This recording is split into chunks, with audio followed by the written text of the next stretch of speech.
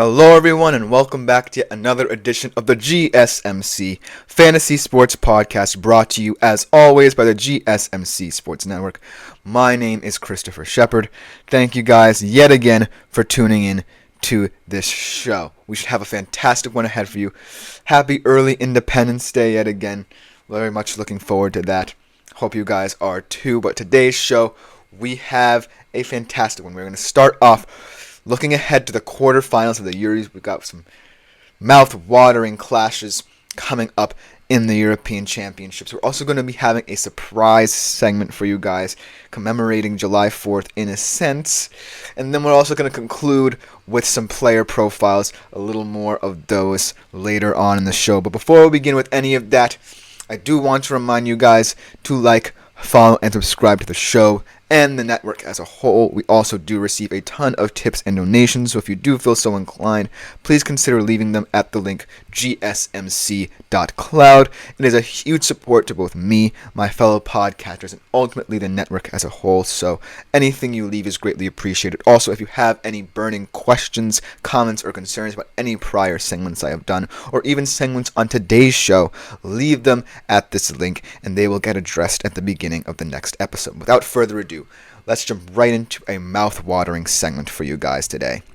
The Euros Quarterfinals. They are all set, and they will kick off beginning on Friday and going into Saturday. We have some fantastic clashes of European heavyweights everywhere on the docket for you guys, and we're starting off with one that is no different. Perhaps the final before the final.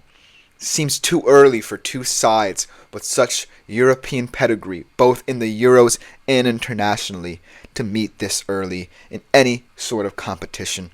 Both of them by far looking like the class of the tournament, and they are Germany, the host nations, looking to win, be the first ever host to win since France did it in '88, and Spain, who has kind of made the Euros their tournament in this past couple of decades. And so it should be a clash of titans, true titans, on Friday to kick off this Euros quarterfinal. And so, looking ahead to it, the bookmakers really have no idea who is going to win this game. It's reflected in the odds here. Spain, a little bit favored at plus 155, and Germany at plus 170. So as you can see, Spain's more recent performances might be holding more weight in terms of betting odds, whereas Germany is still in it, perhaps due to the fact that they're the host nations, and B, they also have looked very good. And that's the thing about this time when I think of it.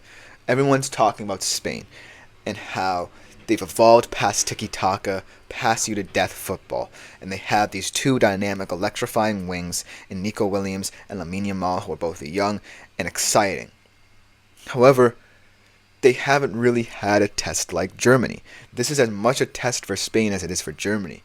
Yes, Germany has a lot of defensive struggles, and they might be coming into question going up against guys like Williams and Yamal. And so that's obviously a concern. But Germany has two bright stars of their own in Jamal Musiala and Florian Wirtz. And also, Germany has way more ways to get them the ball than teams that Spain have faced, such as Italy, Croatia, Albania, and Georgia. Those teams were more focused on allowing their individual players to play. Germany, while yes, they certainly do want individual quality to shine through, they also have the players to get those players the ball. And Jamal Musiala and Florian Wirtz realize it. They're not necessarily going to always be the focal point of this team. It's guys like Kroos picking the balls over the top, quarterbacking the midfield.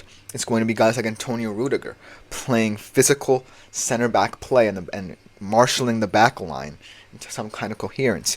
It could even be a guy like Kai Havertz just creating his movements off the ball to allow them to run into the space.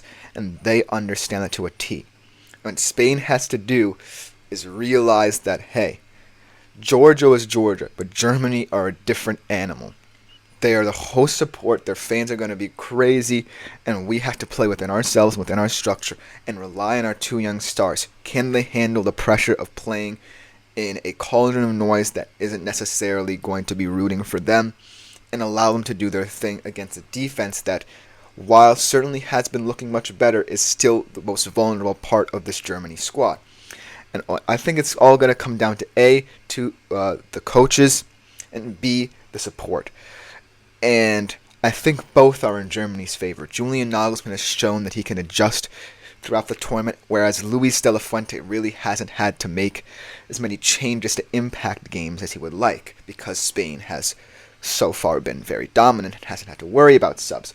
So ultimately, what I'm saying is, I think Germany have the edge, not just because of coach, but because of home support. That's the catalyst here. I think the home support has really helped this team as well, because in recent German football history, the home support has been lacking as there's been a downfall in German football and their style of play. But now this team has bolstered support throughout the country yet again, and it has everyone feeling good, and thus that's why I believe you should take Germany in this game. Moving on to a very rough game to predict in England and Switzerland. Obviously, England leading, a miracle saved by the Bellingham goal to advance to the quarterfinal against a Switzerland side who's looking very, very impressive as they progress this tournament. England plus 115, Switzerland only at plus 265. And I really think that's underestimating and undervaluing the Switzerland side. This is perhaps England's most tough matchup, because if you can't break down a low block set up by a team like Slovakia or Slovenia, who don't necessarily have the personnel to do that for that long, you're in big trouble against a team like Switzerland. Switzerland's midfield is one of the most frustrating midfields to play against in this tournament. Their work rate in industry is insane. You have guys like Ruben Vargas, who adds technicality to his physicality. Granit Xhaka, the quarterback of that respective midfield. And Remo Freuler, who's always been underrated in my opinion. And in their backline, Manuel Akanji, Fabian Schär, also very industrious in their style of play. And so looking at this matchup, I really think that England shouldn't be seen as the favorites. I know it's crazy to say, but just based on their tepid, kind of lethargic play throughout this tournament, and because Gareth Southgate can't be relied upon to, truly get the most out of the squad, we've seen England in this tournament in little spurts and stretches be what they know they can be. But they're going to have to do it for a full 90 before I can really say, hey, this team can go all the way and potentially even win the final. Because Switzerland is just a tough team. They're a team that nobody wants to face in this tournament because of how physical they can be. And so I'm taking Switzerland as the underdog in this game. And I really think that they can pull this off, because I'm not as scared as I am of England than I am of them. Moving on to another tasty tie, although these two teams really haven't lived up to expectations at this tournament just yet, in both France and Portugal. France obviously still looking for a level of consistency that really brings out the best in their key players, such as Kylian Mbappe, Ousmane Dembele, those kind of guys. And Portugal as well seem to be stuck between playing with and without Cristiano Ronaldo. They want to include him into their system, but I think he's kind of a distraction from their overall goal, and that is to win this championship. And so this is going to be a very interesting game in terms of the dynamics here, the power struggles. And so I look at France and say, well, they certainly have the balance, but what worries me is that Kylian Mbappe really hasn't gotten going in this tournament. He goes as France goes, and when France are ticking, Kylian Mbappe is at the center of it all. When he's not, I think there just becomes this kind of static sense of play where they're too reliant on Kylian Mbappe. Whereas Portugal, they certainly also have the technicality and flair and nous to compete in this tournament and potentially make the final, but there just seems to be a Cristiano Ronaldo-sized noise in their heads that they can't shake, because they really want Cristiano Ronaldo to go out with a bang, but they just seem to be pressing too hard for him.